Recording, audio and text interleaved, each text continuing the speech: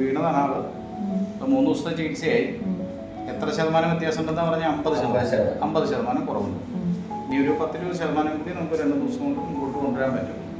പിന്നീടുള്ളത് follow അപ്പുകളിലൂടെയൊക്കെ correct ചെയ്യാം. അതിൽ വിരലുകൾ തമ്മിലുള്ള വ്യത്യാസം ഉണ്ടാകും, കാണാൻ പറ്റും. അപ്പോൾ ഈ ഭാഗത്തേക്ക് ഇപ്പോൾ മുകളിലേക്ക് കയറി ഇരിക്കുകയാണ്. അപ്പോൾ അതിന് വരാൻ എനിക്ക് ചിലപ്പോൾ സമയം എടുത്തേക്കാം.